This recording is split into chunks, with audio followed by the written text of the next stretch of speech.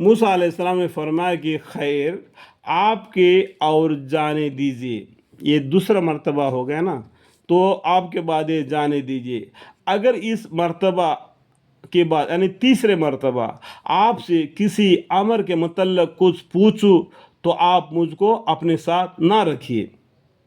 تو غیب کے علم سیکھنے کے لیے آیا، 2 مرتبہ فیل ہو گیا، ابھی تیسرے مرتبہ اگر میں اس طریقے سے دوبارہ فیل ہو جاؤں گا تو آپ کے ساتھ نہ رکھیے، کیونکہ جو علم آپ کو ملا، جو علم موسیٰ علیہ السلام کو ملا، وہ علم میں فرق ہے، دونوں کو الگ الگ علم دیا گیا ہے اللہ تعالیٰ کی طرف سے، ٹھیک ہے۔ بے شک آپ میرے طرف سے اجر کے انتہا کو پہنچ چکے ہیں، آخری درجے تک پہنچ چکے ہیں۔ پھر دونوں آگے چلے، یہاں تک کہ جب ایک گاؤں والوں پر گزارا ہوا تو وہاں والوں سے کھانے کو مانگا کہ ہم مہمان ہیں، سو انہوں نے ان کو مہمانی کرنے سے انکار کر دیا۔ مہمان نوازی، ہم جب پیدل چل کے دوسرے گاؤں جاتے ہیں نا، جو مسجد میں جا کے بیٹھتے تو اجنبی آدمی جو آتے ہیں تو اس کو پوچھتے کہ بھائی کون سا گاؤں سے آئے، کیا ہے، کیا حالت ہے، کیسے ہو، اور کھانا کھائے کیا نہیں، تو نہیں کھائے تو آؤ ہمارے گھر میں کھانا کھاؤ، اس طریقے سے مہمان نوازی کرنا۔ لیکن وہ گاؤں والوں نے ان کو کھانے کو کچھ نہیں دیا، مہمان نوازی نہیں کیا۔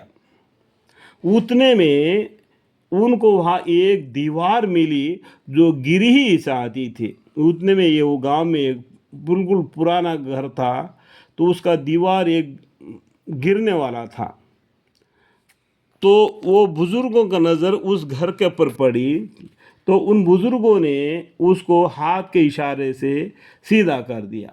تو موسیٰ علیہ السلام اور بزرگی مل کر، یا وہ بزرگی اکیلا ہو، یا وہ دیوار کو گرنے سے سیدھا کر دیا، ٹھیک ہے۔ اتنا ہم کو یہاں پر بتا دیا۔ اب کھلم کھلا آپ کو قصص الانبیاء میں، بخاری شریف میں معلوم پڑ جائے گا، اس سے آگے ہم قرآن میں ہم بات بھی نہیں کرنا چاہیے۔ یہاں پر وہی لکھا ہوا ہے، اتنے میں ان کو وہاں ایک دیوار ملی جو گر ہی چاہتی تھی، تو ان بزرگوں نے اس کو ہاتھ کے اشارے سے سیدھا کر دیا۔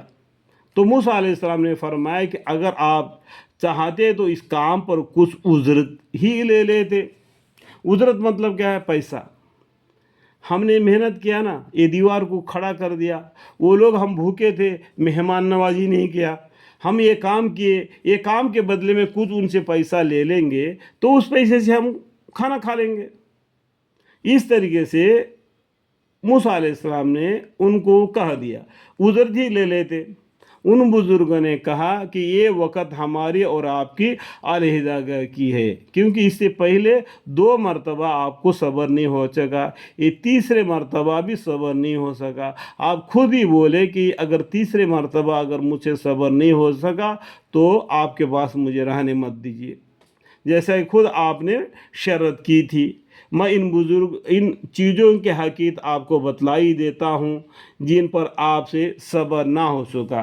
جو 3 مرتبہ جو 3 کام کیے وہ حضرت علیہ السلام نے، جن کے بارے میں موسیٰ علیہ السلام کو صبر نہیں ہو سکا، تو وہاں پر ان کا علم ان کا علم الگ ہے نا، تو جس کے پر آپ کو صبر نہیں ہو سکا اس کا بھید میں آپ کو بتا دیتا ہوں۔